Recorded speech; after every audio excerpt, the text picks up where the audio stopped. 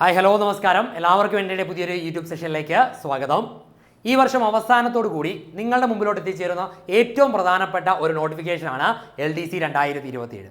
ഈ ഒരു നോട്ടിഫിക്കേഷൻ വരുന്നത് വരെ കാത്തിരിക്കാതെ അതിനു മുൻപ് തന്നെ ഒരു ചിട്ടയായുള്ള പഠനം മുന്നോട്ട് കൊണ്ടുപോവുകയാണെങ്കിൽ 2027 LDCയുടെ റാങ്ക് ലിസ്റ്റ് പ്രസിദ്ധീകരിക്കുമ്പോൾ നിങ്ങളുടെ പേരുകൾ ഉയർന്ന റാങ്കുകളിൽ നിങ്ങൾക്ക് ഉറപ്പിക്കാം. അതിനായി LDCയുടെ പഠനം എൻട്രിയോടൊപ്പം നമുക്ക് ഇവിടെ ആരംഭിക്കാം. എങ്ങനെ പഠനം ആരംഭിക്കണം, എവിടെ നിന്ന് തുടങ്ങണം എന്നുള്ള ആശയക്കുഴപ്പത്തിലുള്ള ഉദ്യോഗാർത്ഥികളുടെ എണ്ണം വളരെ കൂടുതലാണ്. അവർക്ക് വേണ്ടിയുള്ള ഏറ്റവും നല്ലൊരു പോംവഴി എന്ന് വെച്ചാൽ മുൻവർഷ ചോദ്യങ്ങൾ എടുത്ത് പരിശോധിക്കുക. ഈ ചോദ്യങ്ങൾ പരിശോധിക്കുമ്പോൾ ഏതൊക്കെ ഭാഗങ്ങളിൽ നിന്നാണ് ഈ ചോദ്യങ്ങൾ വന്നിരിക്കുന്നു എന്നുള്ള ഒരു ധാരണ ഉണ്ടാക്കിയെടുക്കുക എന്നുള്ളതാണ് ഏറ്റവും എളുപ്പ വഴി. ഈ ഒരു ധാരണ ഉണ്ടാക്കിയെടുക്കുകയാണെന്നുണ്ടെങ്കിൽ നമ്മളുടെ പഠനം ഏറ്റവും മനോഹരമാക്കി ഏറ്റവും എളുപ്പ രീതി തന്നെ മുന്നോട്ട് കൊണ്ടുപോകാം. LDC പോലുള്ള ഒരു എക്സാമിന് 10% അല്ലെങ്കിൽ 10 മാർക്കോളം ചോദിക്കുന്ന ഒരു ഭാഗമാണ് maths and mental ability. Maths and mental എബിലിറ്റിയിൽ നിന്ന് കഴിഞ്ഞ വർഷത്തെ LDC എക്സാം, അതായത് 7 സ്റ്റേജുകളിലായി നടന്ന LDC എക്സാമിൽ ചോദിച്ച കുറച്ച് ചോദ്യങ്ങളാണ് നമുക്കിവിടെ ചർച്ച ചെയ്യുന്നത്. ഈ ഒരു ചോദ്യങ്ങൾ ചർച്ച ചെയ്യുന്നത് വഴി നമുക്ക് LDC എക്സാമിൻ്റെ മാത്സ് ആൻഡ് മെൻ്റൽ എബിലിറ്റി സെക്ഷൻ്റെ പഠനം ഇവിടെ ആരംഭിക്കാം. 2027 LDCയുടെ ആദ്യത്തെ ക്ലാസ് ആണ് നമ്മളിത് തുടങ്ങുന്നത്. PYQ നമ്മൾ ചർച്ച ചെയ്തുകൊണ്ടാണ് തുടങ്ങുന്നത്. കഴിഞ്ഞ വർഷങ്ങളിൽ നടന്ന പല സ്റ്റേജിൽ നടന്ന LDC എക്സാമുകളുടെ ഓരോ ചോദ്യങ്ങൾ വീതമാണ്, ഏറ്റവും നല്ല ചോദ്യങ്ങൾ എടുത്തിട്ടാണ് ചെയ്തിരിക്കുന്നത്. അങ്ങനെയാണെന്നുണ്ടെങ്കിൽ നമുക്ക് ഈ ചോദ്യം ചർച്ച ചെയ്തുകൊണ്ട് തുടങ്ങാം. ഒരു ടാങ്ക് നിറയാൻ 3 പൈപ്പുകൾ 1 മണിക്കൂർ 30 മിനിറ്റ് എടുക്കുന്നു. എന്നാൽ 2 പൈപ്പുകൾ ഉപയോഗിക്കുന്നത് വഴി ടാങ്ക് നിറയുവാൻ എത്ര സമയം വേണ്ടി വരുമെന്നാണ് ചോദിച്ചിരിക്കുന്നത്. ഓപ്ഷൻസ് നോക്കി: 2 മണിക്കൂർ 30 മിനിറ്റ്, 1 മണിക്കൂർ 30 മിനിറ്റ്, 2 മണിക്കൂർ 40 മിനിറ്റ്, 2 മണിക്കൂർ 15 മിനിറ്റ്. 2024 തിരുവനന്തപുരം LDCക്ക് ചോദിച്ച ക്വസ്റ്റ്യനാണ്. കഴിഞ്ഞ LDC തിരുവനന്തപുരത്ത് ചോദിച്ച ചോദ്യമാണിത്. ചോദ്യം വന്നിരിക്കുന്നത് ടൈം ആൻഡ് വർക്ക് എന്ന് പറയുന്ന ഭാഗത്ത് നിന്നാണ്. പൈപ്പുമായിട്ട് ബന്ധപ്പെട്ട ഒരു ക്വസ്റ്റ്യൻ ആണ്. ഓക്കെ ആണല്ലോ? ഇത് നമുക്ക് മനസ്സിലാകും. ഒരു ടാങ്ക് ആണ് നിറയേണ്ടത്, ഒരൊറ്റ ടാങ്ക് ആണ്. ഓക്കെ ആണല്ലോ? ഒരു ടാങ്കിലോട്ട് തന്നെയാണ് വെള്ളം നിറയാൻ ഉദ്ദേശിച്ചിരിക്കുന്നത്. അവിടെ 3 പൈപ്പ് വെച്ചിട്ടുള്ളത് നിറയുന്നതും 2 പൈപ്പ് വെച്ച് നിറയുന്നതുമാണ് ഉദ്ദേശിച്ചിരിക്കുന്നത്. അപ്പം ഒരേ ക്വാണ്ടിറ്റി ആണ് ഉദ്ദേശിക്കുന്നത്, ഒരേ ടാങ്ക് നിറയാൻ തന്നെയാണ്. അപ്പം ഒരു ടാങ്ക് നിറയാൻ 3 പൈപ്പുകൾ 1 മണിക്കൂർ 30 മിനിറ്റ്. 1 മണിക്കൂർ 30 മിനിറ്റിനെ നമുക്ക് എങ്ങനെ എഴുതാം? 3/2 എന്ന് എഴുതിക്കൂടെ? 1 മണിക്കൂർ 30 മിനിറ്റിനെ നമുക്ക് 3/2 അവർ എന്ന് എഴുതിക്കൂടെ? 1 മണിക്കൂർ 30 മിനിറ്റ് എന്ന് വെച്ചാൽ 1.5 മണിക്കൂർ. 1.5 3/2 മണിക്കൂർ എന്ന് എഴുതിക്കൂടെ? 3/2. അങ്ങനെയാണെങ്കിൽ 3 പൈപ്പുകൾ 3/2 മണിക്കൂർ കൊണ്ട് നിറയാൻ എടുക്കുന്ന അതേ സമയം തന്നെയാണ്, അതേ സമയമല്ല, അതേ ടാങ്ക് തന്നെയാണ് 2 പൈപ്പുകൾ. 2 പൈപ്പുകൾ എത്ര സമയം എടുക്കും എന്നുള്ള രീതി ചോദിച്ചിരിക്കുന്നത്. ഓക്കെ ആണല്ലോ? ഇത് ഉദ്ദേശിച്ചിരിക്കുന്നത് നിങ്ങൾക്ക് ടൈം ആൻഡ് വർക്കിൽ ചോദിച്ചിരിക്കുന്ന ഒരു ഇക്വേഷൻ ഉണ്ട്. M1D1 = M2D2. ആ ഒരു ഇക്വേഷൻ വെച്ചിട്ടാണ് ഈ ഒരു ചോദ്യം നമ്മൾ ചെയ്യുന്നത്. അതേപോലെ തന്നെയാണ് M1D1 പകരം ഡേയ്സിന് പകരം ഇവിടെ ടൈം എടുക്കുന്നതേ ഉള്ളൂ. അതുകൊണ്ട് 3/2 അവർ ഇവിടുത്തെ സമയം നമുക്ക് അറിയില്ല. അപ്പം ഈ പറയുന്ന 2 പൈപ്പുകൾ കൊണ്ട് അത് എത്ര സമയം എടുക്കും എന്നുള്ളതാണ് നമുക്ക് അറിയേണ്ടത്. സിമ്പിൾ ആണ്. T ആണ് കണ്ടുപിടിക്കുകയെങ്കിൽ ഈ പറയുന്ന 2നെ ഇപ്പുറത്തോട്ട് കൊണ്ടുവന്നാൽ ബാക്കി പരിപാടികളെല്ലാം എളുപ്പമാണ്. 3 × 3/2. ഈ 2നെ ഇപ്പുറത്തോട്ട് കൊണ്ടുവരുമ്പോഴത്തേക്കും ഇൻറ്റു ചെയ്തിരിക്കുന്നതിനെ ഡിവിഷൻ ചെയ്യും. അപ്പൊ ഡിവിഷൻ 2ന് പകരം ഡിവിഷൻ 2ന് പകരം അവിടെ എഴുതേണ്ടത് എന്താണ്? ഇൻറ്റു 1/2 എന്ന് എഴുതാം. കാര്യം ഡിവിഷൻ ചെയ്യുന്നതിന് പകരം ഫ്രാക്ഷൻസ് നമ്മൾ പഠിച്ചിട്ടുണ്ട്. ഡിവിഷൻ ചെയ്യുന്നതിന് പകരം റെസിപ്രോക്കൽ എടുത്ത് എന്ത് ചെയ്യാം? മൾട്ടിപ്പിൾ ചെയ്യാം. അതുകൊണ്ട് റെസിപ്രോക്കൽ എടുത്ത് ഞാൻ മൾട്ടിപ്പിൾ ചെയ്തു 1/2. ഓക്കെ ആണല്ലോ? = എന്ത് കിട്ടി? ടൈം. ഈ ടൈം ആണല്ലോ കണ്ടുപിടിക്കേണ്ടത്. ഈ ടൈം കണ്ടുപിടിക്കാൻ ഞാൻ എന്ത് ചെയ്തു? 3 × 3 9 / 2 × 2 4. ഓക്കെ ആണല്ലോ? 9/4 ഇതാണ് എന്റെ ടൈം. ഓപ്ഷനിൽ ഒന്നും തന്നെ 9/4 അവർ എന്ന് തന്നിട്ടില്ല. അതുകൊണ്ട് ഈ പറയുന്ന ഫ്രാക്ഷൻസിനെ നമുക്ക് എന്തിലോട്ട് മാറ്റണം? അത് ഫ്രാക്ഷൻസിനെ കാൽക്കുലേറ്റ് ചെയ്ത് മണിക്കൂറിലെ മിനിറ്റിലേയും കൺവേർട്ട് ചെയ്യണം. ഓക്കെ ആണല്ലോ? അപ്പൊ 9/4നെ ഞാൻ ഡിവിഷൻ ചെയ്യുവാണ്. 9/4. 2 4s are എത്രയാണ്? 2 4s are 8 ആണ്. 1 റിമൈൻഡർ വന്നു. ഈ കിടക്കുന്ന മിക്സഡ് ഫ്രാക്ഷനെ നമ്മൾ എന്ത് ചെയ്യണം? ഈ പറഞ്ഞ ഡിവിഷനിൽ കിടക്കുന്നതിനെ മിക്സഡ് ഫ്രാക്ഷനിലോട്ട് ആക്കാം. അപ്പം ആ സിമ്പിൾ ആയിട്ട് കിട്ടുന്ന ഒരു പരിപാടിയാണ് 2 1/4. അതായത് മുകളിൽ കിടക്കുന്നിടത്ത് സൈഡിൽ എഴുതുക, സൈഡിൽ കിടക്കുന്നിടത്ത് താഴെ എഴുതുക, താഴെ കിടക്കുന്നിടത്ത് മുകളിലോട്ട് എഴുതുക. അപ്പൊ എത്ര കിട്ടി? 2 1/4 അവർ എന്ന് കിട്ടി. എത്ര? 2 1/4 അവർ എന്ന് കിട്ടി. എന്നാൽ 2 1/4 അവർ എന്ന് പറയുന്ന ഒരു ഉത്തരം നമ്മുടെ ഓപ്ഷനകത്തുണ്ടോ? ഇല്ല. അപ്പൊ 2 1/4 അവർ എന്ന് പറയുമ്പോൾ 2 അവറും 1/4 മിനിറ്റും. ഈ 1/4 മിനിറ്റ് എന്ന് വെച്ചാൽ എത്രയാണ്? സിമ്പിൾ ആണ്. 1/4 × മിനിറ്റിലോട്ട് കൺവേർട്ട് ചെയ്യാൻ × 60 അങ്ങ് ചെയ്താൽ മതി. എളുപ്പമാണ്, ഒരു ബുദ്ധിമുട്ടുമില്ല. 4 വെച്ച് കട്ട് ചെയ്യുമ്പോഴത്തേക്ക് നോക്കിയേ 15 കിട്ടും. അപ്പൊ 1/4 എന്ന് വെച്ചാൽ എത്രയാണ്? 15 മിനിറ്റ് ആണ്. അപ്പൊ 1/4 എന്ന് വെച്ചാൽ എത്രയാണ്? 15 മിനിറ്റ് ആണ്. അതുകൊണ്ട് 2 മണിക്കൂറും 15 മിനിറ്റും ഒന്ന് 2 1/4 എഴുതാം. 2 മണിക്കൂറും 15 മിനിറ്റും. അപ്പൊ ഉത്തരം എന്തായി കിട്ടി? ഓപ്ഷൻ ഡി, 2 മണിക്കൂറും 15 മിനിറ്റും എന്നുള്ള ഒരു ഉത്തരത്തിലോട്ട് പോയി. സിമ്പിൾ പരിപാടിയല്ലേ? എന്തെങ്കിലും ബുദ്ധിമുട്ടുണ്ടോ? ഒരു ബുദ്ധിമുട്ട് വരാനും ചാൻസ് ഇല്ല. ഇതിൽ നിന്ന് നമുക്ക് മനസ്സിലാക്കാം ഇത് ഏത് ടോപ്പിക് എന്നുള്ളത്. 3 പൈപ്പ് വെച്ച് 3/2 അവർ, അതായത് 1.5 മണിക്കൂർ കൊണ്ട് നിറയുന്ന അതേ ടാങ്ക് നിറയാൻ 2 പൈപ്പ് വെച്ച് എത്ര സമയം എടുക്കും? M1 D1 = M2 D2 എന്ന് പറഞ്ഞ ഇക്വേഷൻ ആണ് യൂസ് ചെയ്യുന്നത്. D1 ന് പകരം ഇവിടെ T1 T2 കൊടുത്താൽ മതി. അതിനുശേഷം നമ്മൾ 3 × 3/2 ഈ കിടക്കുന്ന 2നെ ഇൻറ്റു ചെയ്തതിനെ ഇപ്പുറത്തോട്ട് ഡിവൈഡ് ചെയ്തു. ഡിവൈഡ് ചെയ്യുന്നതിന് പകരം മൾട്ടിപ്പിൾ ചെയ്താൽ മതി. എന്ത്? റെസിപ്രോക്കൽ എടുത്തിട്ട്. അപ്പൊ 2ന്റെ റെസിപ്രോക്കൽ 1/2 എടുത്ത് മൾട്ടിപ്പിൾ ചെയ്തു. അപ്പോൾ T കിട്ടും. 3 × 3 9 കിട്ടി. 2 × 2 4 കിട്ടി. അപ്പൊ ടൈം എത്ര കിട്ടി? 9/4. ഓപ്ഷൻ ഇല്ല. അതുകൊണ്ട് 9/4നെ നമ്മൾ ഡിവൈഡ് ചെയ്യുമ്പോൾ കിട്ടുന്നത് 2 1/4 അവർ. അതും ഓപ്ഷൻ ഇല്ല. 2 അവർ എന്നുണ്ട്. 1/4നെ മിനിറ്റിലോട്ട് മാറ്റുമ്പോൾ 1/4 × 60 15 മിനിറ്റ്. അപ്പൊ 2 മണിക്കൂറും 15 മിനിറ്റുമാണ് ഉത്തരമായി വരുന്നത്. Option D. നല്ലൊരു ക്വസ്റ്റ്യൻ ആണ്. 2024 LDC തിരുവനന്തപുരത്തിന് ചോദിച്ച നല്ല ചോദ്യമാണ്. ഇത് നിങ്ങൾക്ക് മനസ്സിലായി എന്നുണ്ടെങ്കിൽ അടുത്തൊരു ചോദ്യം നമുക്ക് നോക്കാം. ഇതാ 2, 5, 8 എന്ന ശ്രേണിയിലെ എത്രാമത്തെ പദത്തിന്റെ വർഗമാണ് 2500 എന്നാണ് ചോദിച്ചിരിക്കുന്നത്. ഓപ്ഷൻ നോക്കിയേ. 14, 15, 16, 17. ക്വസ്റ്റ്യൻ വന്നിരിക്കുന്നത് 2024 LDC കൊല്ലത്തിന് ചോദിച്ചിരിക്കുന്നതാണ്. ഓക്കെ ആണല്ലോ? LDC കൊല്ലത്തിന് ചോദിച്ചിരിക്കുന്ന ചോദ്യമാണ്. ഏത് ടോപ്പിക്കാണെന്ന് നിങ്ങൾക്ക് മനസ്സിലാകുമല്ലോ. ഇത് അരിത്തമെറ്റിക് പ്രോഗ്രഷൻ എന്ന് പറയുന്ന ഒരു ടോപ്പിക്കാണ്. സ്കൂൾ ടെസ്റ്റിൽ നിന്നാണ് ചോദിച്ചിരിക്കുന്നത്. 2, 5, 8 എന്ന് പറയുന്ന ശ്രേണിയുണ്ട്. ഓക്കെ ആണല്ലോ? 2, 5, 8 എന്ന് പറയുന്ന ഒരു ശ്രേണിയുണ്ട്. ഈ ശ്രേണിയുടെ എത്രാമത്തെ പദമാണ്? അപ്പൊ എത്രാമത്തെ പദം എന്ന് ചോദിച്ചാൽ n ആണ് കാണേണ്ടത്. എത്രാമത്തെ പദം? ഇതൊന്ന്, ഇത് 2, 3, അങ്ങനെ എത്രാമത്തെ പദമാണ് 2500 എന്നാണോ ചോദിച്ചിരിക്കുന്നത്? അല്ല, എത്രാമത്തെ പദത്തിന്റെ വർഗമാണ് 2500. എത്രാമത്തെ പദത്തിന്റെ ഇവിടെ ഒരു പദമുണ്ട്, അത് നമുക്ക് അറിയത്തില്ല. ഓക്കെ, അതിനെ x എന്ന് കൊടുത്താൽ അതിന്റെ വർഗമാണ് എന്ത്? 2500. അപ്പൊ എത്രാമത്തെയോ ഒരു പദമുണ്ട്, അത് എക്സാം പദം. ഓക്കെ ആണല്ലോ? x എന്ന് വിചാരിക്കാം. ഓക്കെ ആണല്ലോ? ചുമ്മാ ഒന്ന് കൊടുക്കുക. x എന്ന് പറയുന്നതാണ് എത്രാമത്തെയോ ഒരു പദമുണ്ട്, അതിന്റെ വർഗമാണ്. അപ്പൊ x-ന്റെ സ്ക്വയർ ആണ് 2500. ഓക്കെ ആണല്ലോ? ഓക്കെ ആണല്ലോ? ഈ പറയുന്ന 2500 ഏതോ ഒരു പദത്തിന്റെ വർഗമാണ്. നമുക്കറിയാം സ്ക്വയർ x സ്ക്വയർ 2500 ആണെങ്കിൽ x കാണാൻ എന്ത് ചെയ്താൽ മതി? Square root of 2500. ഒരു ഭംഗിക്ക് വേണ്ടി എഴുതുന്നേ ഉള്ളൂ. നിങ്ങൾക്ക് തന്നെ അറിയാം 2500ന്റെ സ്ക്വയർ റൂട്ട് എന്താണ്? 25ൻ്റെത് 5 ആണെന്നുണ്ടെങ്കിൽ 2 0ൻ്റെത് 1 0. അതുകൊണ്ട് x 50 ആണെന്നറിയാം. ഒരു ഭംഗി വാക്കിന് വേണ്ടി എഴുതുന്നേ ഉള്ളൂ. വേറെ ഒന്നും ചിന്തിക്കേണ്ട. x സ്ക്വയർ 2500 ആണെങ്കിൽ x 50 ആണ് എന്ന് നിങ്ങൾക്ക് എല്ലാവർക്കും അറിയാം. അതുകൊണ്ട് 2, 5, 8 എന്ന് പറയുന്ന ശ്രേണിയിലെ എത്രാമത്തെ പദം അതറിയില്ല. ഏതോ ഒരു പദമാണ് 50. അതിന്റെ സ്ക്വയർ 2500 എന്നാണ് പറഞ്ഞിരിക്കുന്നത്. ഓക്കെ ആണല്ലോ? അപ്പം ഈ 50 എത്രാമത്തെ പദം എന്നാണ് കാണേണ്ടത്. ഇത് 3-ാം പദം 8 എന്ന് പറയുന്നത് പോലെ 50 എന്ന് പറയുന്ന പദം എത്രാമത്തെ പദം എന്നാണ് കാണേണ്ടത്. ആ എണ്ണം കാണാനാണ് പറഞ്ഞിരിക്കുന്നത്. അപ്പൊ 50 എന്ന് പറയുന്ന ലാസ്റ്റ് ടേം ആണ്, അവസാനത്തെ പദമാണ് 50. ഓക്കെ, അത് 2500 എന്ന് കൺഫ്യൂഷൻ വരാതിരിക്കാനാണ്. എത്രാമത്തെയോ ഒരു പദത്തിന്റെ വർഗമാണ് 2500. അപ്പൊ വർഗം 2500 ആണെങ്കിൽ ആ പദം 2500ന്റെ സ്ക്വയർ റൂട്ട് എടുക്കുക, 50 കിട്ടി. ലാസ്റ്റ് ടേമും ആദ്യത്തെ ടേമും അതിന്റെ കോമൺ ഡിഫറൻസും അറിയാന്നുണ്ടെങ്കിൽ, കോമൺ ഡിഫറൻസ് കാണാൻ എളുപ്പമല്ലേ? എന്താ? 2 × 5 അല്ലെ? 5 എത്രയാണ് കൂടിയിരിക്കുന്നത്? 3. അതുകൊണ്ട് കോമൺ ഡിഫറൻസ് എത്രയാണ്? 3 ആണ് കോമൺ ഡിഫറൻസ്. ഫസ്റ്റ് ടേമും ലാസ്റ്റ് ടേമും നമുക്കറിയാം. അങ്ങനെയാണെങ്കിൽ n കാണാൻ നമ്മളൊരു ഇക്വേഷൻ പഠിക്കുന്നുണ്ട്. n കാണാൻ ഇക്വേഷൻ നമ്മൾ പഠിക്കുന്നുണ്ട്. Last term minus first term.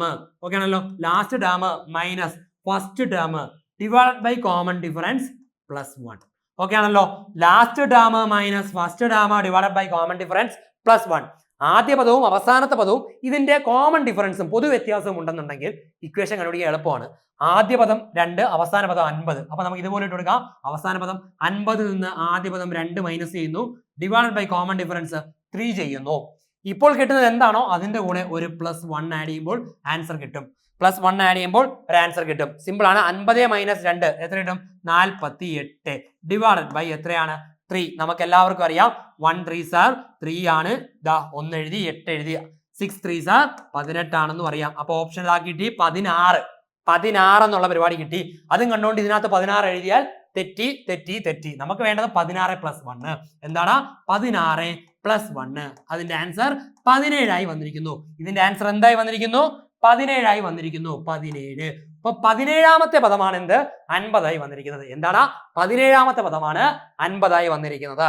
അപ്പം 17ാമത് എത്രാമത്തെ പദമാണ് 50 എന്നല്ല ചോദ്യം ചോദിച്ചിരിക്കുന്നത്. എത്രാമത്തെയോ ഒരു പദത്തിന്റെ വർഗം 2500 ആയാൽ അത് എത്രാമത്തെ പദം. എത്രാമത്തെയോ പദത്തിന്റെ വർഗ്ഗമാണ് 2500.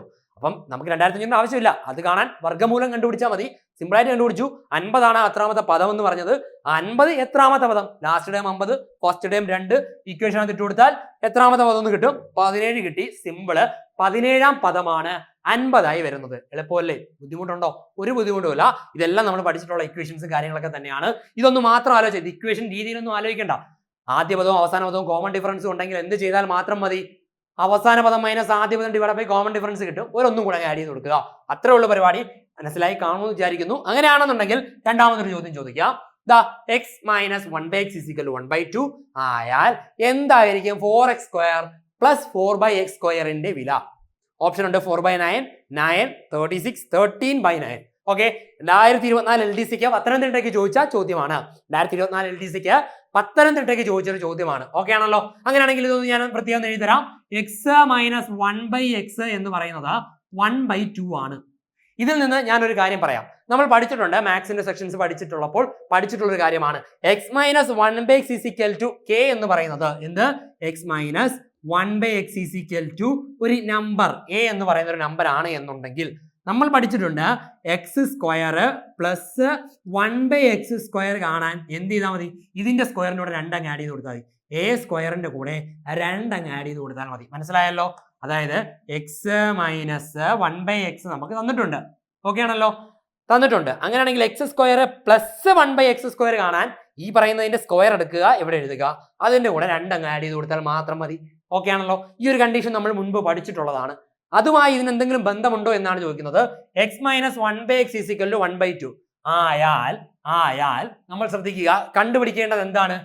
4x² plus 4/x², 4/x². ഇതാണ് കാണേണ്ടത്. ഓക്കെ ആണല്ലോ? ഇതാണ് കാണേണ്ടത്. ഇതും നമ്മൾ ഇതുമായിട്ട് എന്തെങ്കിലും ബന്ധം ഉണ്ടോടാ? ഇത് രണ്ടും എന്തെങ്കിലും ബന്ധമുണ്ടോ?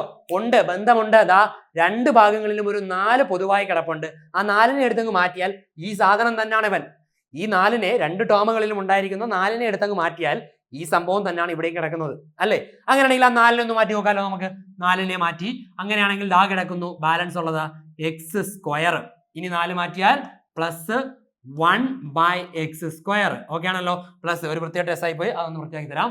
1/x². ഓക്കെ, = ഡാഷ് എന്നാണ് ചോദിച്ചിരിക്കുന്നത്. മനസ്സിലാക്കേണ്ട ഒരു കാര്യം, എക്സ് മൈനസ് 1/x a ആണെന്നുണ്ടെങ്കിൽ x² പ്ലസ് 1/x², ഈ a² പ്ലസ് 2 ചെയ്താൽ മതി. x² 1/x² ചെയ്താൽ എന്ത് ചെയ്താൽ മതി? ഈ പറയുന്ന സംഭവം ഇതാണ് ഇതിന്റെ a ആയിട്ട് കിടക്കുന്നത്, ആദ്യ ടേം ആയിട്ട് കിടക്കുന്നത്. അതിനെ എന്ത് ചെയ്താൽ മാത്രം മതി? സ്ക്വയർ പ്ലസ് 2 ചെയ്താൽ മാത്രം മതി. അപ്പൊ എന്താ? ഇതിന് പകരം നമ്മൾ ആദ്യം 4 എടുത്ത് എഴുതി. 4 ഇൻറ്റു ബ്രാക്കറ്റിനകത്ത് കിടക്കുന്നവൻ ആരാണ്? ബ്രാക്കറ്റിനകത്ത് കിടക്കുന്നതിന് പകരം ആരെ എഴുതണം? a² പ്ലസ് 2 എഴുതണം. a² പ്ലസ് 2 എഴുതണം. ഇവിടുത്തെ a ആരാ? a = 1/2. ഇവിടുത്തെ a ആരാ? a = 1/2. അങ്ങനെയാണെന്നുണ്ടെങ്കിൽ ഈ 1/2 സ്ക്വയർ ബ്രാക്കറ്റിനകത്ത് എത്രയാണ്? 1/2 സ്ക്വയർ പിന്നെന്താണ്? പ്ലസ് 2. ഓക്കെ ആണല്ലോ? സ്ക്വയർ പിന്നെന്താണ്? പ്ലസ് 2. ഓക്കെ ആണല്ലോ? Square plus 2. ഇതാണ് ബ്രാക്കറ്റിനകത്ത് കിടക്കുന്നത്. ബ്രാക്കറ്റ് അതുപോലെ ഇടണേ, ബ്രാക്കറ്റ് അതുപോലെ ഇടണേ. ഇതിനകത്ത് ഇൻബിൽഡ് ആയിട്ട് വരുന്ന ഒരു ടോപ്പിക്കാണ് ബോട്ട് മാസ്. ഓക്കെ ആണല്ലോ? ബോട്ട് മാസ് ഒന്ന് ശ്രദ്ധിക്കുക. 4 1/2 സ്ക്വയർ സിമ്പിൾ ആയിട്ട് അറിയാം. 1ന്റെ സ്ക്വയർ 1 ആണെന്നും 4ന്റെ സ്ക്വയർ 2ന്റെ സ്ക്വയർ 4 ആണെന്നും അറിയാം. ഓക്കെ ആണല്ലോ? പ്ലസ് 2.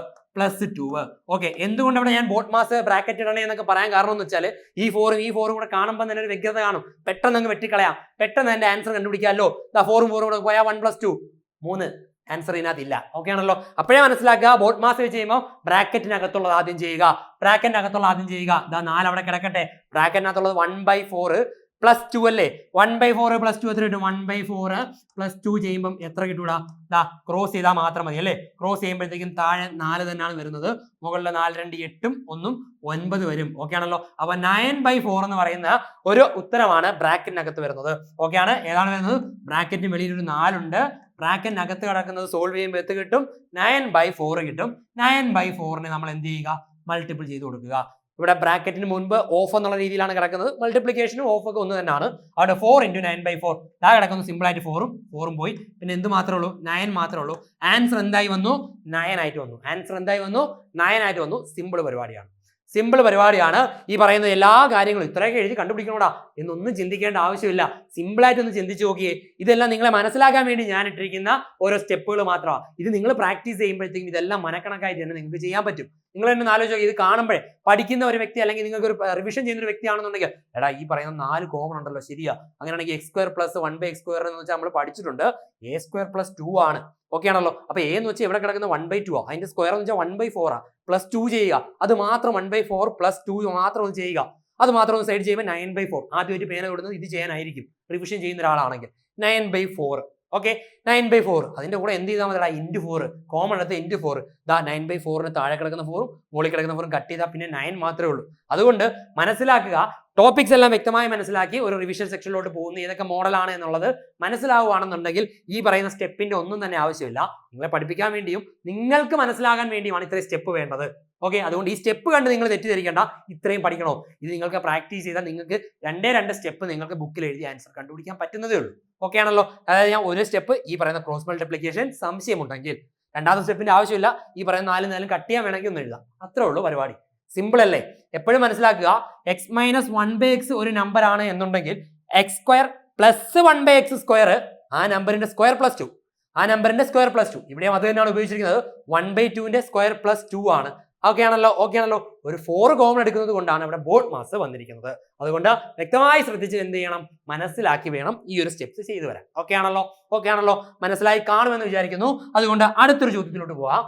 4 വർഷം മുൻപ് റഹീമിന്റെ പ്രായം രാമുവിന്റെ പ്രായത്തിന്റെ 3 മടങ്ങായിരുന്നു. 2 വർഷം കഴിയുമ്പോൾ ഇത് 2 മടങ്ങാകും. എന്നാൽ രാമുവിന്റെ ഇപ്പോഴത്തെ വയസ്സ് എത്ര എന്നാണ് ചോദിച്ചിരിക്കുന്നത്. 2024 LDC പാലക്കാടിന് ചോദിച്ചിരിക്കുന്ന ചോദ്യമാണ്. 2024 LDC പാലക്കാടിന് ചോദിച്ചിരിക്കുന്ന ചോദ്യമാണ്. ഏത് ടോപ്പിക്കാണ്? വയസ്സുമായി ബന്ധപ്പെട്ട, മാനസിക ശേഷി വിഭാഗത്തിലെ വയസ്സുമായി ബന്ധപ്പെട്ട ഒരു ചോദ്യമാണ്. എന്തൊക്കെയാണെങ്കിൽ തന്നെയും മനസ്സിലാക്കുക, മാനസിക ശേഷി ആണെങ്കിലും ലഘുഗണിതമാണെങ്കിലും ഇതിനകത്തെല്ലാം എന്തുണ്ട്, മാത്സ് ഉണ്ട്. ഓക്കെ, അപ്പൊ 4 വർഷം മുൻപ് റഹീമിന്റെ പ്രായവും രാമുവിന്റെ പ്രായവുമാണ് പറയുന്നത്. ഓക്കെ ആണല്ലോ. അപ്പൊ നമുക്ക് വേണമെങ്കിൽ ഒന്ന് എഴുതാം ഇവിടെ, രാമു അല്ല, റഹീമിന്റെ പ്രായം രാമു എന്നല്ലേ, റഹീം. ഓക്കെ ആണല്ലോ, ഒരു വൃത്തിയായിട്ട് റഹീം ആയിപ്പോയി. ഓക്കെ, റഹീം, അതുപോലെ തന്നെ രാമു. ഓക്കെ ആണല്ലോ. റഹീമിന്റെ പ്രായവും രാമുവിന്റെ പ്രായവും എന്താണ് പറഞ്ഞിരിക്കുന്നത്? 4 വർഷം മുൻപ് റഹീമിന്റെ പ്രായം രാമുവിന്റെ പ്രായത്തിന്റെ 3 മടങ്ങായിരുന്നു. അപ്പൊ രാമുവിന്റെ പ്രായത്തിന്റെ 3 മടങ്ങ്, രാമുവിന് 2 വയസ്സാണെങ്കിൽ 3 മടങ്ങ് എന്ന് വെച്ചാൽ 2 × 3 എത്ര? 6. ഓക്കെ ആണല്ലോ.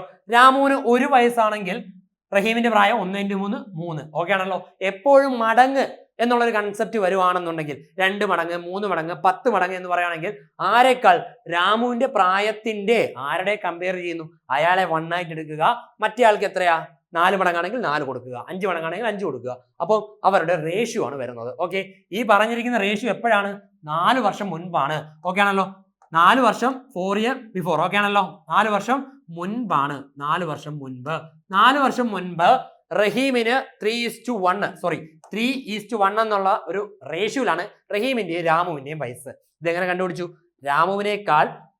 ആദ്യമേ പറയണം, 4 വർഷം മുൻപ് രാമുവിനേക്കാൾ റഹീമിന് 3 മടങ്ങ് വയസ്സുണ്ട്. അപ്പൊ ഞാൻ എപ്പോഴും മടങ്ങ് എന്ന് പറയുമ്പോൾ, ഇരട്ടി എന്നൊക്കെ പറയുമ്പോൾ, 3 ഇരട്ടി 4 ഇരട്ടി എന്നൊക്കെ പറയുമ്പോൾ എന്ത് ചെയ്യണം? ആരെ കമ്പയർ ചെയ്യുന്നു? രാമുവിന്റെ പ്രായത്തിനെ കമ്പയർ ചെയ്യുമ്പോൾ അയാൾക്ക് 1 കൊടുക്കുന്നു. മറ്റേ ആൾക്ക് എത്ര മടങ്ങ്? 3 മടങ്ങെങ്കിൽ 3. അപ്പൊ 3:1 ആണ് അവരുടെ എന്തായിട്ട് വരുന്നത്? റേഷ്യോ ആയിട്ട് വരുന്നത്. ഇനി അടുത്തത്, 2 വർഷം കഴിയുമ്പോൾ ഇത് 2 മടങ്ങാകും. ഓക്കെ ആണല്ലോ. എടാ ഇപ്പോഴത്തെ വർഷത്തിന്റെ കാര്യമാണ്. 2026 കമ്പയർ ചെയ്ത് നോക്കുമ്പോൾ 4 വർഷം മുൻപിലോട്ട് 2022 കാര്യമാണ് ഈ പറയുന്നത്. ഇനി പറയുന്നത് 2 വർഷം എന്ത് ചെയ്യുമ്പോൾ കഴിയുമ്പോൾ, 2 വർഷം കഴിയുമ്പോൾ, ഇപ്പൊ 2026 ആണ്, 2 വർഷം കഴിയുമ്പോൾ 2028 2 വർഷം കഴിയുമ്പോൾ ഇത് 2 മടങ്ങാകും. ഓക്കെ ആണല്ലോ. അപ്പം 2 years 2 വർഷം എത്രയാണ്? കഴിയുമ്പോൾ ഇത് എന്തായി മാറും? 2 മടങ്ങായി മാറും.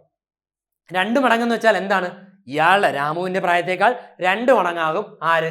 റഹീമിന്റെ പ്രായം. അപ്പൊ രാമുവിന്റെ പ്രായം 1 ആയിട്ട് എടുക്കുവാണെങ്കിൽ റഹീമിന്റെ പ്രായം 1ന്റെ 2 മടങ്ങ് 2. സിമ്പിൾ പരിപാടിയല്ലേ? ക്വസ്റ്റ്യനിൽ നിന്ന് മനസ്സിലാക്കി എടുക്കേണ്ട കാര്യം ഇതാണ്. എന്താണ്? 4 വർഷം മുൻപ് രാമുവിന്റെ പ്രായം രാമുവിന്റെ പ്രായത്തേക്കാൾ 3 മടങ്ങ് കൂടുതലാണ് റഹീമിന്. 2 വർഷം കഴിയുമ്പോൾ രാമുവിന്റെ പ്രായത്തേക്കാൾ 2 മടങ്ങാകും റഹീമിന്. അങ്ങനെ പ്രത്യേകിച്ച് പറയുന്നില്ല, 2 വർഷം കഴിയുമ്പോൾ ഇത് 2 മടങ്ങാകും എന്നാണ് പറയുന്നത്. നമുക്കറിയാം 2 വർഷം കഴിയുമ്പോൾ രാമുവിനെക്കാട്ടി 2 മടങ്ങാണ് റഹീമിന് എത്തുന്നത് എന്നുള്ളത്. എന്നാൽ രാമുവിന്റെ ഇപ്പോഴത്തെ വയസ്സ് എത്ര? നമുക്ക് തന്നിരിക്കുന്ന റേഷ്യൂസിലോട്ട് കൺവേർട്ട് ചെയ്ത് നമുക്ക് മനസ്സിലായി. ഈ റേഷ്യൂസിലോട്ട് കൺവേർട്ട് ചെയ്യുന്ന കാര്യങ്ങൾ മനസ്സിലായി എന്നുണ്ടെങ്കിൽ 4 വർഷം മുമ്പുള്ള ഓരോരുത്തരുടെയും വയസ്സാണ് ഇത് രണ്ടും. 2 വർഷം കഴിഞ്ഞുള്ള ഓരോരുത്തരുടെയും വയസ്സാണ് ഈ 2 റേഷ്യോ. അപ്പൊ നമുക്ക് തന്നിരിക്കുന്ന റേഷ്യോയിൽ ഇപ്പോഴത്തെ വയസ്സില്ല. നമുക്ക് തന്നിരിക്കുന്ന റേഷ്യോയിൽ ഇപ്പോഴത്തെ വയസ്സില്ല. ഓക്കെ ആണല്ലോ. അപ്പൊ നമുക്ക് തന്നിരിക്കുന്ന റേഷ്യോയിൽ ഇപ്പോഴത്തെ വയസ്സില്ല, കാണേണ്ടത് പക്ഷേ ഇപ്പോഴത്തെ വയസ്സാണ്. അപ്പൊ നമുക്കൊന്ന് മനസ്സിലാക്കുക, ഈ 2 വർഷം കഴിഞ്ഞുള്ള ഒരാളുടെ വയസ്സെടുക്കുന്നു. ഇപ്പൊ 2 വർഷം, എനിക്കിപ്പം 28 വയസ്സാണെന്നുണ്ടെങ്കിൽ 2 വർഷം കഴിഞ്ഞിട്ട് 30 വയസ്സാണല്ലോ. അപ്പൊ ഞാൻ 2 വർഷം കഴിഞ്ഞുള്ള എന്റെ കാര്യം ഇവിടെ പറയുന്നുണ്ട്. അത് കണ്ടുപിടിച്ചപ്പോൾ 30 മനസ്സിലായി. 2 വർഷം കഴിഞ്ഞുള്ള അനന്തുവിന്റെ വയസ്സ് 30 എന്ന് കണ്ടുപിടിച്ചാൽ എന്റെ ഇപ്പോഴത്തെ വയസ്സ് കാണാൻ എന്ത് ചെയ്താൽ മതി? 2 കുറച്ചാ പോരെ, 30ൽ നിന്ന് 2 കുറച്ചാ പോരെ. അതുപോലെ എന്ത് ചെയ്യാം നമുക്ക്? ഇതിനകത്ത് ആരുടെയാണ് കാണേണ്ടത് എന്നാൽ രാമുവിന്റെ ഇപ്പോഴത്തെ വയസ്സ് കാണുക. അപ്പൊ രാമുവിന്റെ റേഷ്യോ ഇതാണ് റേഷ്യോ. ഏറ്റവും എളുപ്പം എനിക്ക് തോന്നുന്നു 2 വർഷം കഴിഞ്ഞുള്ളത് കണ്ടുപിടിച്ചിട്ട് 2 അങ്ങ് മൈനസ് ചെയ്താൽ മതി. ഓക്കെ ആണല്ലോ. അങ്ങനെയാണെങ്കിൽ ഇതാണ് കൺസെപ്റ്റ്. ഈ ഒരു കൺസെപ്റ്റ് മനസ്സിലാക്കുക. ഈ ഒരു കൺസെപ്റ്റിൽ നിന്നാണ് കാര്യങ്ങളെല്ലാം വരുന്നത്. ഓക്കെ ആണല്ലോ. അതിനു മുൻപ് ഞാനൊരു കാര്യം പറയാം. 4 വർഷത്തിനും 2 വർഷത്തിനും ഇടയിലുള്ള ഗ്യാപ്പ് എത്രയാണ്? 4 വർഷത്തിനും 2 വർഷത്തിനും ഇടയിലുള്ള ഗ്യാപ്പ് എത്രയാണ്? ഞാൻ പറഞ്ഞു 2026 ആണ് ഇപ്പം. മുൻപാണെങ്കിൽ 4 വർഷം മുൻപാണെങ്കിൽ 2022, 2 വർഷം കഴിയുമ്പോൾ 2028. 2022ഉം 2028 തമ്മിലുള്ള ഗ്യാപ്പ് പോലെയാണ്. 4 വർഷം മുമ്പ് 2 വർഷം കഴിഞ്ഞെന്ന് പറയുമ്പോൾ ടോട്ടൽ എത്രയാണ് ഇതിന്റെ ഗ്യാപ്പ്? 6 വർഷമാണ് ഇതിന്റെ ഗ്യാപ്പ്. 6 വർഷമാണ് ഗ്യാപ്പ്. ഓക്കെ ആണല്ലോ. അതിനൊക്കെ ഒന്ന് കണക്ക് കൂട്ടാൻ വേണ്ടി ഞാൻ ഒന്ന് അടുപ്പിച്ചൊന്ന് എഴുതുവാണ്. റഹീം രാമു. ഓക്കെ, റഹീം രാമു. ഓക്കെ, റഹീം എത്രയായിരുന്നു? 3:1. അതേപോലെ തന്നെ പുള്ളിക്കാരൻ എത്രയായിരുന്നു? 2:1. ഓക്കെ, നമ്മൾ കണ്ടുപിടിക്കാൻ പോകുന്നത് രാമുവിന്റെ 2 വർഷം കഴിഞ്ഞുള്ളതാണ്. ഓക്കെ, അപ്പൊ കണ്ടുപിടിക്കുന്നത് ആരുടെയാണോ അയാളുടെ റേഷ്യോ രാമുവിന്റെ ആണ്. അയാളുടെ എപ്പോഴത്തെയാണ്? 2 വർഷം കഴിഞ്ഞുള്ള റേഷ്യോ ആണ് നമ്മൾ കണ്ടുപിടിക്കാൻ പോകുന്നത്. അതങ്ങോട്ട് ആദ്യം എഴുതുക 1. ഓക്കെ ആണോ? അതിനുശേഷം ഈ പറയുന്ന വർഷങ്ങളുടെ വ്യത്യാസം 4-നും 2-നും ഇടയിലുള്ള വർഷങ്ങളുടെ വ്യത്യാസം 4 വർഷം മുമ്പ് 2 വർഷം കഴിഞ്ഞ് പറയുമ്പോൾ 4-ഉം 2-ഉം 6 ആണ് വർഷങ്ങളുടെ വ്യത്യാസം. എന്നോട് മൾട്ടിപ്പിൾ ചെയ്യുക. അതിന്റെ കൂടെ എന്തും കൂടെ ചെയ്തു കൊടുക്കുക. ഈ പറയുന്ന റേഷ്യോന് മുകളിലുള്ള ഒരു റേഷ്യോ ഉണ്ടല്ലോ, ആ റേഷ്യോന്റെ വ്യത്യാസം കൂടെ എന്ത് ചെയ്യുക? കൂട്ടി കൊടുക്കുക. ഈ പറയുന്ന റേഷ്യോന് മുകളിലുള്ള ഒരു റേഷ്യോ ഉണ്ടല്ലോ, ആ പറയുന്ന റേഷ്യോന്റെ എന്തും കൂടെ കൂട്ടി കൊടുക്കുക, വ്യത്യാസം കൂടെ കൂട്ടി കൊടുക്കുക. 3-ൽ നിന്ന് 1 പോകുമ്പോൾ എത്രയാടാ? 3-ൽ നിന്ന് 1 പോകുമ്പോൾ 2. അതും കൂടെ ചെയ്തു. ഹോൾ ഡിവൈഡഡ് ബൈ ഈ പറയുന്നതിനെ ക്രോസ് ചെയ്യുന്ന നമ്പർ 3 × 1 3 മൈനസ് 2 × 1 2. അപ്പൊ 3 × 1 3 മൈനസ് 2 × 1 2 എത്ര കിട്ടി? 1. അത് വെച്ച് ഡിവൈഡ് ചെയ്യുക. ഓക്കെ ആണല്ലോ. അത് വെച്ച് ഡിവൈഡ് ചെയ്യുക. സിമ്പിൾ പരിപാടിയാണ്. റഹീം, ഈ ഒരു കൺസെപ്റ്റ് ഇന്ന് മനസ്സിലായോ? ഇതൊരു കൺസെപ്റ്റ് ഒന്നും കൂടെ ഒന്ന് പറയാം. ഈ ഒരു കൺസെപ്റ്റ് ചിലപ്പം കത്തണമെന്നില്ല. റഹീമിന്റെ 4 വർഷം മുൻപുള്ള നമ്മൾ കണ്ടുപിടിച്ചു. അത് എത്രയാണ്? 3:1 ആണെന്ന് മനസ്സിലായി. രാമുവിന്റെ റഹീമിന്റെയും 2 വർഷം കഴിഞ്ഞാകുമ്പോൾ 2 മടങ്ങായതുകൊണ്ട് അത് 2:1 എന്നായി. നമ്മളിപ്പോൾ രാമുവിന്റെ ആണ് കണ്ടുപിടിക്കേണ്ടത്. അതുകൊണ്ട് രാമുവിന്റെ 2 വർഷം കഴിഞ്ഞുള്ളത് കാണാൻ വേണ്ടി ഈ പറയുന്ന കൺസെപ്റ്റ് ആണ് എടുക്കുന്നത്. അപ്പൊ ഏതാണോ എടുക്കുന്നത് അതിനെ ആദ്യം എഴുതുക. അതിന്റെ കൂടെ അതിന് തൊട്ട് മുൻപിൽ കിടക്കുന്നത് ഏതാണോ എടുത്തത് ഇത്, അതിന് തൊട്ട് മുകളിൽ കിടക്കുന്നത് ഇതാണ് എടുക്കുന്നതെങ്കിൽ അതിന് താഴെ കിടക്കുന്നത് ഈ റേഷ്യോ ആണ് എടുക്കുന്നതെങ്കിൽ ഈ നിര ഒഴിച്ച് മുകളിലുള്ള നിരകളുടെ വ്യത്യാസം 3-ൽ നിന്ന് 1 പോകുമ്പോൾ എത്രയാണ്? 2. ഓക്കെ ആണല്ലോ.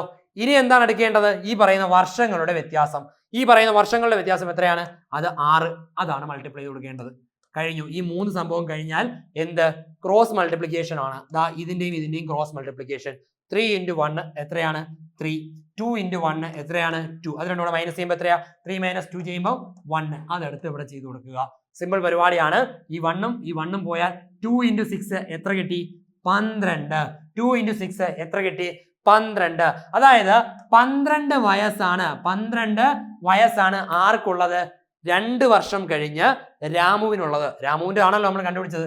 രാമുവിന് 2 വർഷം കഴിഞ്ഞെന്ന് പറയുമ്പോൾ 2 വർഷം കഴിഞ്ഞുള്ള അയാളുടെ റേഷ്യോ എടുത്തു, എഴുതി. അതിനുശേഷം നമ്മൾ എന്ത് ചെയ്തു? എടുത്ത റേഷ്യോന് മുകളിലുള്ള റേഷ്യോകളുടെ വ്യത്യാസം എടുത്തു. 3-ക്കും 1-നുള്ള വ്യത്യാസം 2 എഴുതി. വർഷങ്ങളുടെ വ്യത്യാസം എടുത്തു, അതും എടുത്ത് മുകളിൽ എഴുതി. ഇത് 3ഉം മുകളിൽ മൾട്ടിപ്പിൾ ചെയ്തിട്ട് ഹോൾ ഡിവൈഡഡ് ബൈ റേഷ്യോകളുടെ ക്രോസിന്റെ വ്യത്യാസം 3 × 2 അല്ലെ? 3 × 1 3ഉം 2 × 1 2ഉം വ്യത്യാസം നോക്കിയപ്പോൾ 1ഉം അത് ചെയ്തു. ബാലൻസ് ഉള്ളത് 2 മാറും കട്ട് ചെയ്തതിനു ശേഷം 12 വയസ്സ്. രാമുവിന്റെ 2 വർഷം കഴിഞ്ഞുള്ള വയസ്സാണ് 12 വയസ്സ്. നമുക്ക് വേണ്ടത് രാമുവിന്റെ ഇപ്പോഴത്തെ വയസ്സാണ്. രാമുവിന്റെ ഇപ്പോഴത്തെ വയസ്സാണ് നമുക്ക് വേണ്ടത്.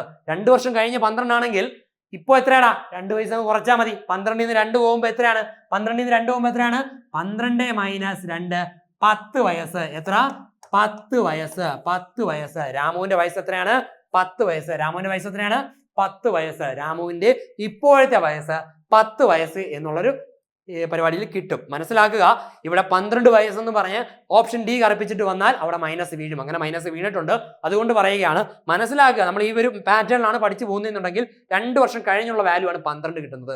ഇതല്ല നമ്മുടെ ആൻസർ.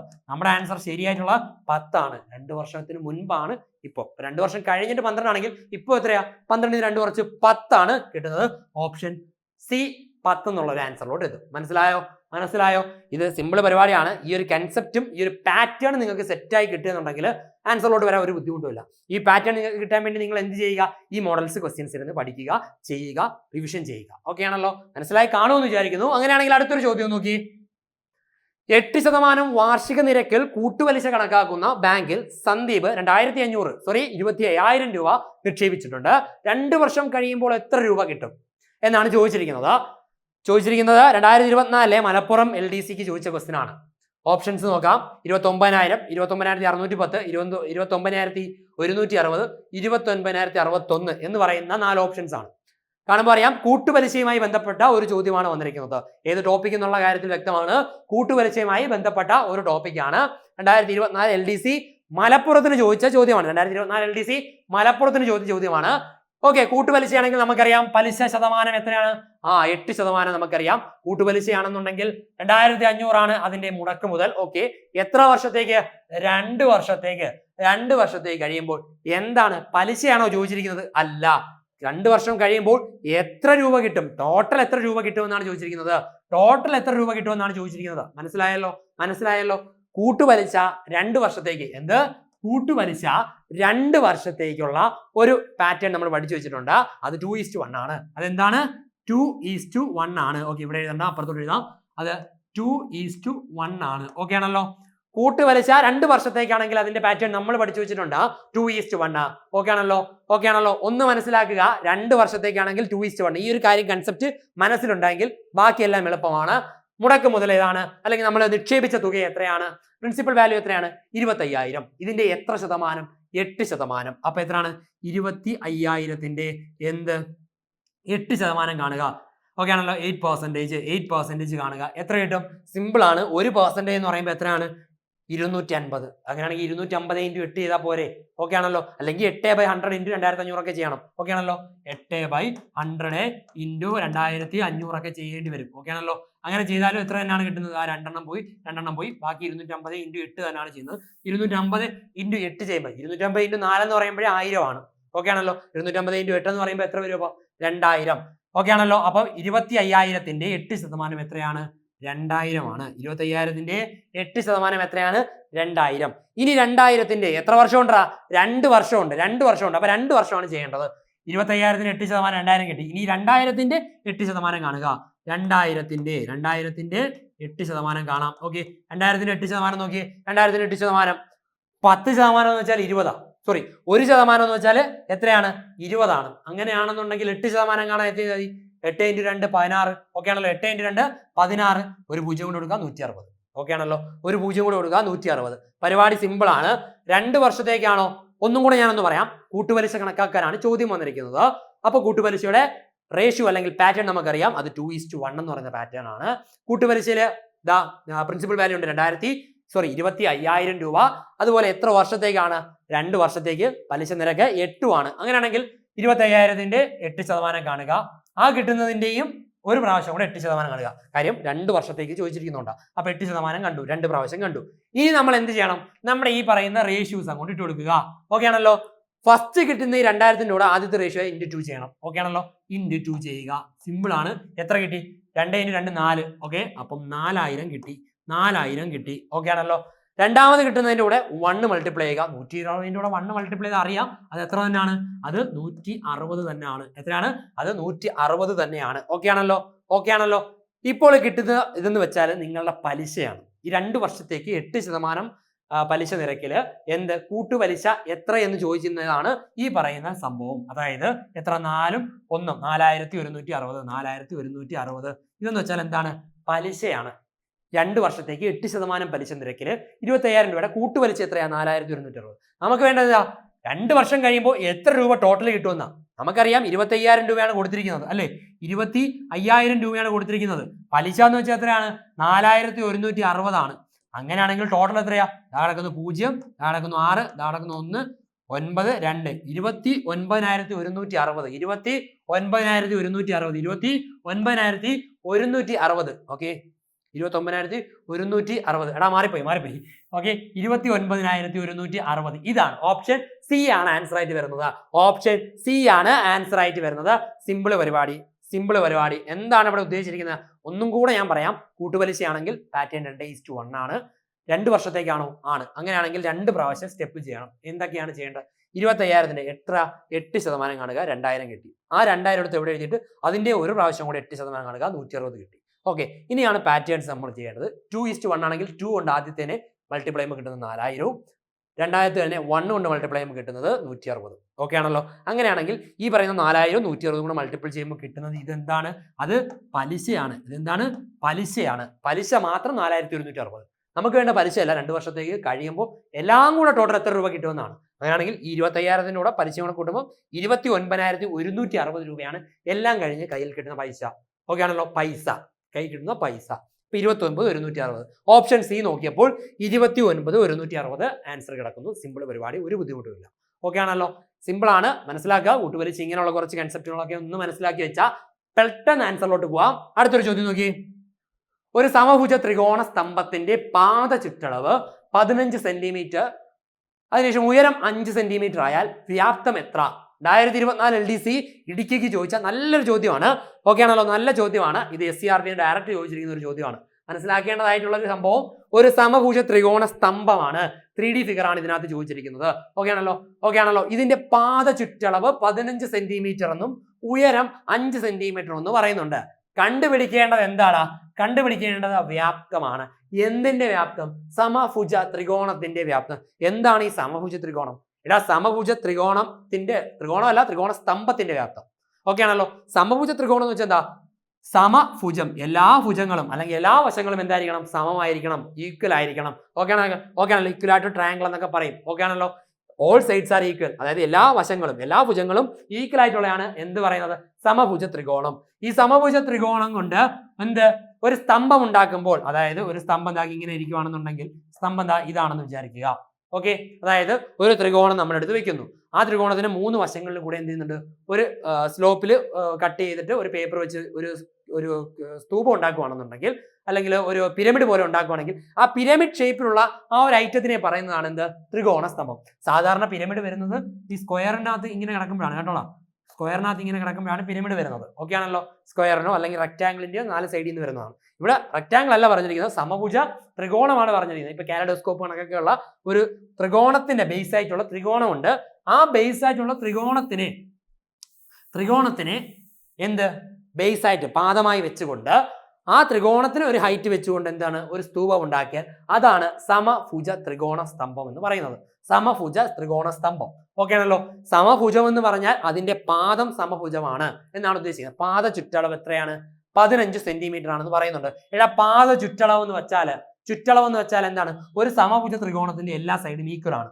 ഇപ്പൊ ഈ പാദ ചുറ്റളവ് എന്ന് വെച്ചാൽ ഈ പറയുന്ന ബൗണ്ടറി എല്ലാം കൂടെ കൂട്ടുമ്പോൾ എത്ര കിട്ടും? അത് 15 കിട്ടും. ഓക്കെ ആണല്ലോ? 15 കിട്ടും. അതിന്റെ ചുറ്റളവ് 15 ആണെങ്കിൽ ഒരു സൈഡ് കാണാൻ എത്രയാണ്?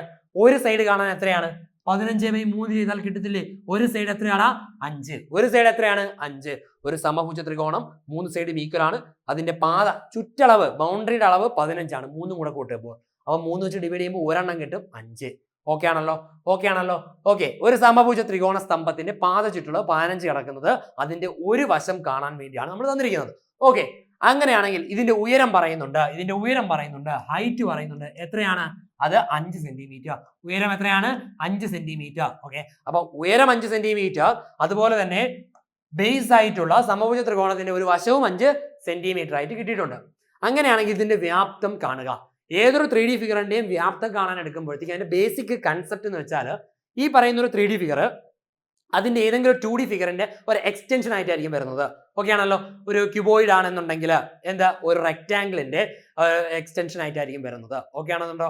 അത് കണക്ക് തന്നെ പല കാര്യങ്ങളും വൃത്തസ്തൂപിക എന്ന് പറയുമ്പോൾ വൃത്തം എന്ന് പറയുന്ന 2D ഫിഗറിന്റെ ഒരു എക്സ്റ്റൻഷൻ ആയിട്ട് വരുന്ന ഒരു 3D ഫിഗറാണ് വൃത്തസ്തൂപിക എന്ന് പറയുന്നത്. സിലിണ്ടർ എന്നൊക്കെ പറയും. അതുപോലെ ഓക്കെ ആണല്ലോ. അതുപോലെ ഇവിടുത്തെ പറയുന്ന സംഭവത്തിന്റെ വ്യാപ്തം കാണാൻ, ഒരു 3D ഫിഗറിന്റെ വ്യാപ്തം കാണാൻ, വോളിയം കാണാൻ സിമ്പിൾ ആയിട്ടൊരു പരിപാടി എന്ന് വെച്ചാൽ അതിന്റെ പാദ പരപ്പളവ് നോക്കുക. ഇതിന്റെ പാദ പരപ്പളവ് എന്ന് വെച്ചാൽ ഈ സ്തൂപം നിൽക്കുമ്പോൾ തറയിൽ തട്ടുന്ന ഭാഗം ഏതാണോ അതാണ് അതിന്റെ പാദ പരപ്പളവ് എന്ന് പറയുന്നത്. ഇത് സമഭുജ ത്രികോണ സ്തംഭമായതുകൊണ്ട് തറയിൽ തട്ടുന്ന ഭാഗം സമഭുജ ത്രികോണമായിരിക്കും. അപ്പം സമഭുജ ത്രികോണമായിരിക്കും ഇതിന്റെ എന്ത് പാദ പരപ്പളവ്. ഓക്കെ ആണല്ലോ. പാദ പരപ്പളവ് എത്രയാണ്? പാദ പരപ്പളവ് സമഭുജ ത്രികോണത്തിന്റെ ആണ്. ഓക്കെ ആണല്ലോ. അതേ ഇൻറ്റു ഹൈറ്റ് ഉയരം മൾട്ടിപ്പിൾ ചെയ്യുമ്പോൾ കിട്ടുന്നതാണ് വോളിയം, അതായത് വ്യാപ്തം. ഓക്കെ, അതായത് വ്യാപ്തം കിട്ടുന്നത് എന്താണ്? വ്യാപ്തം കിട്ടുന്നത് പാദപരപ്പളവും അതുപോലെ തന്നെ ഉയരവും മൾട്ടിപ്പിൾ ചെയ്യുമ്പോൾ കിട്ടുന്നതാണ് എന്ത്? വ്യാപ്തം എന്ന് പറയുന്നത്. ഇവിടെ പാദപരപ്പളവ് എന്ന് വെച്ചാൽ ഈ സ്തൂപത്തിന്റെ പാദഭാഗത്ത് തറയിൽ തട്ടിയിരിക്കുന്ന ഭാഗം എന്താണ്? സമഭുജ ത്രികോണമാണ്. സമഭുജ ത്രികോണത്തിന്റെ പാദപരപ്പളവ് കാണാനുള്ള ഇക്വേഷൻ നമുക്കറിയാം. √3/4a². എന്താ? √3/4a². √3/4a². a എന്ന് വെച്ചാൽ എന്താടാ? ഈ പറയുന്ന ബേസ് ആയിട്ടുള്ള സമഭുജ ത്രികോണത്തിന്റെ ഒരു വശം അത് എത്രയാണ്? അത് 5 ആണ്. അതാണ് a എന്ന് പറയുന്നത്. എത്രയാണ്? അത് 5 ആണ്. 5 സെന്റിമീറ്റർ. ഓക്കെ ആണല്ലോ. അപ്പൊ √3/4a² ഇൻറ്റു ഉയരം എത്രയാണ്? അതും 5 ആണ്. എത്രയാണ്? 5 ആണ്. ഓക്കെ ആണല്ലോ. ഉയരം 5. a² എന്ന് പറയുമ്പോൾ അവിടെ 5ന്റെ സ്ക്വയർ ആണ് കൊടുക്കേണ്ടത്. അത് ഇപ്പോഴേ കൊടുത്തേക്കാം. 5ന്റെ സ്ക്വയർ അതായത് 25 എന്നുള്ളത്. ഇനി എന്താണ് മനസ്സിലാക്കേണ്ടത്? √3/4 5² ഇൻറ്റു 5 എന്നുള്ളതാണ് ആൻസർ ആയി വരുന്നത്. നമുക്ക് നോക്കാം.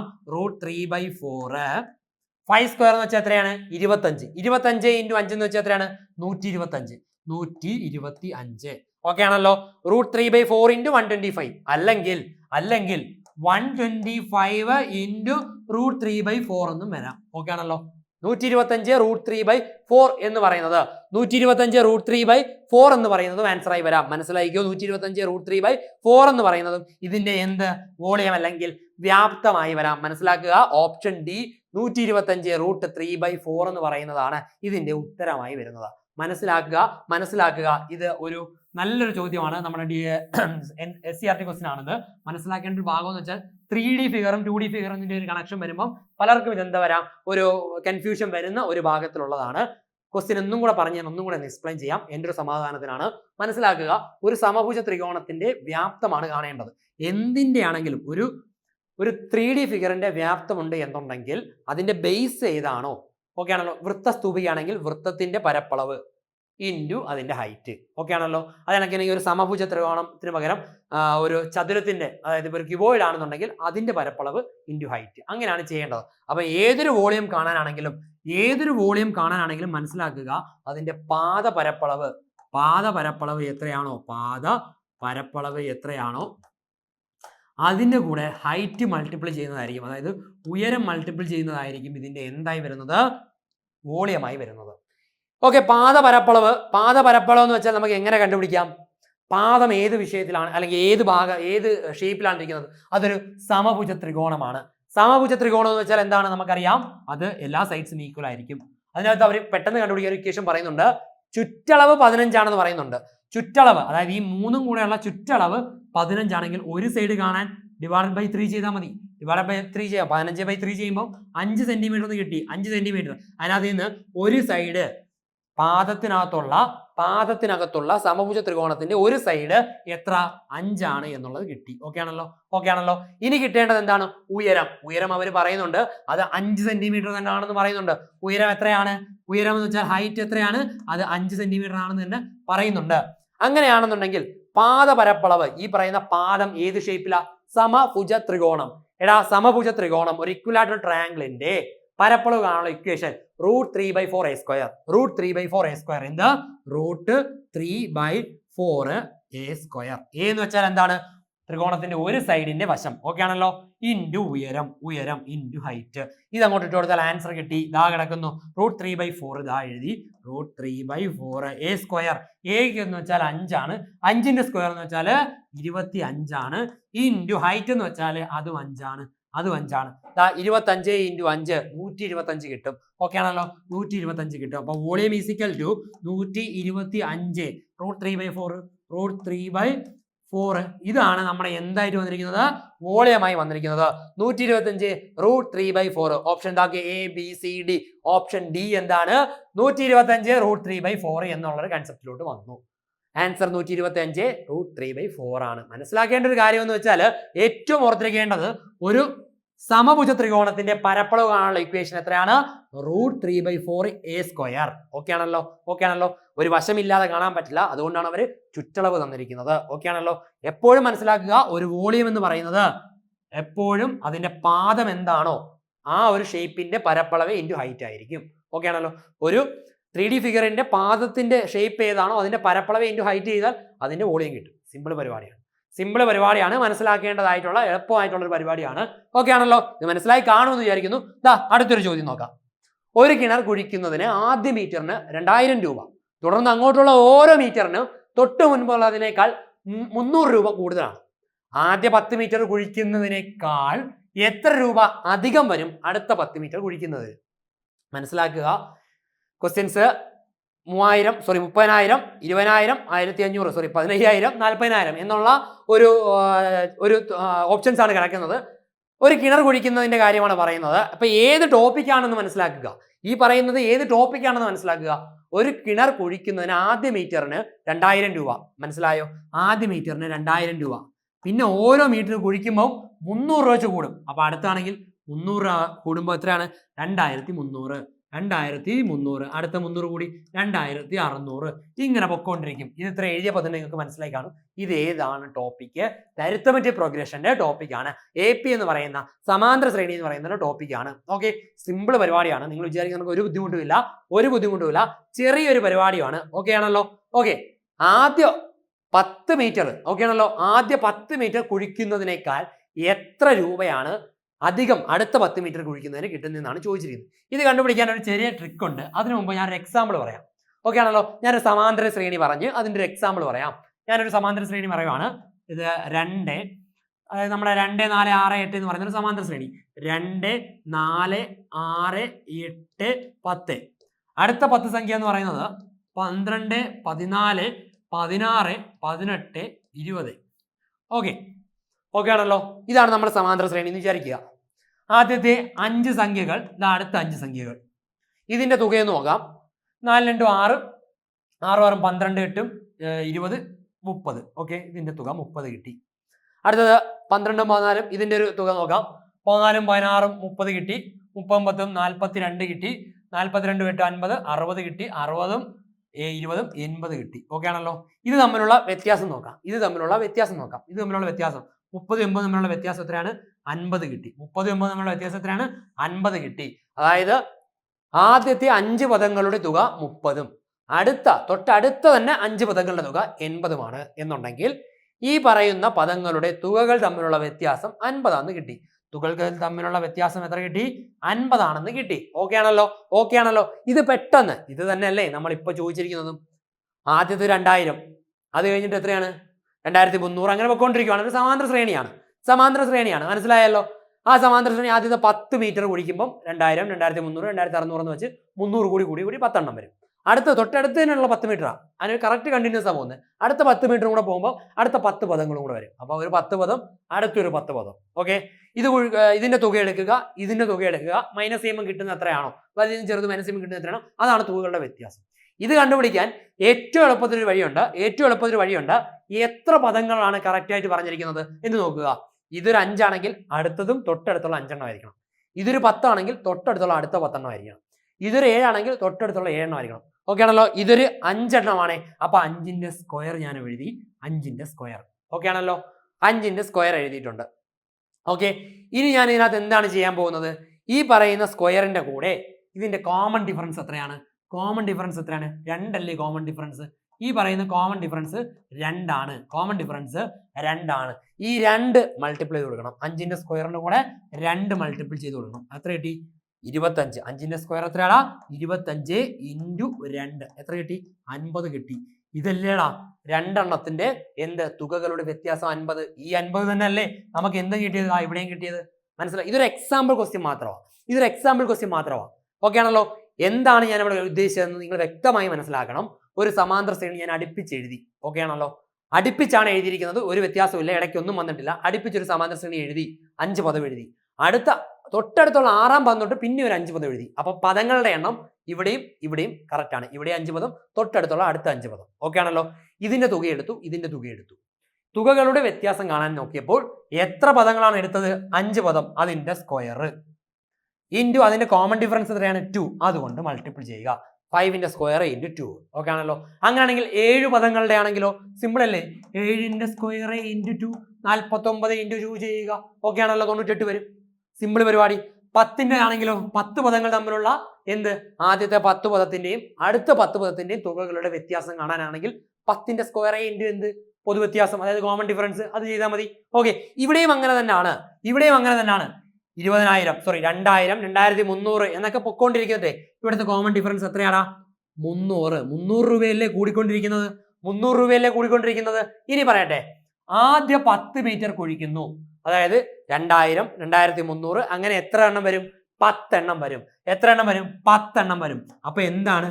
ആദ്യ 5 സമാന്തര ശ്രേണിയിലെ ആദ്യ 5 പദങ്ങളുടെ തുക എന്ന് പറയുന്നതിന് പകരം 5ന്റെ സ്ക്വയർ എടുത്ത് കണക്ക് ഇവിടെ ആദ്യത്തെ 10 പദങ്ങളുടെ തുക എന്ന് വെച്ചാൽ എത്രയാണ്?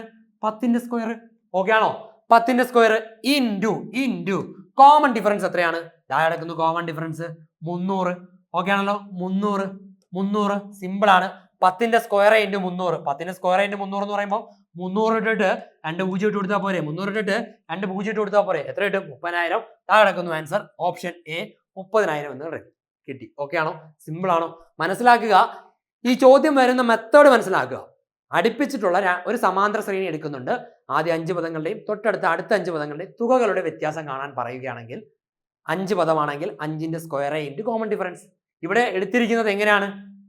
10 പദങ്ങളുടെയും തൊട്ടടുത്തുള്ള 10 പദങ്ങളുടെയും. അതാണ് ആദ്യ 10 മീറ്റർ കുഴിക്കുന്നതിനേക്കാൾ എത്ര രൂപ അധികം വരും അടുത്ത 10 മീറ്റർ. ആദ്യ 10 മീറ്റർ കഴിഞ്ഞിട്ട് 3-4 മീറ്റർ കഴിഞ്ഞിട്ടാണോ അടുത്ത കുഴിക്കുന്നത്? അല്ല, തൊട്ടടുത്ത 10 മീറ്റർ കൂടെ കുഴിക്കണം. ഓക്കെ, അപ്പൊ ആദ്യ 10 മീറ്റർ കുഴിക്കുമ്പോൾ ഉള്ള തുക മൈനസ് രണ്ടാമത്തെ അടുത്ത 10 മീറ്റർ കുഴിക്കുന്നതിനുള്ള തുക. അത് കണ്ടുപിടിക്കാൻ എന്ത് ചെയ്തു? 10 ആണ് നമ്പർ എന്ന് കിട്ടി. 10ന്റെ സ്ക്വയർ ഇൻറ്റു കോമൺ ഡിഫറൻസ് ചെയ്താൽ കിട്ടുന്നതാണ് എന്ത്?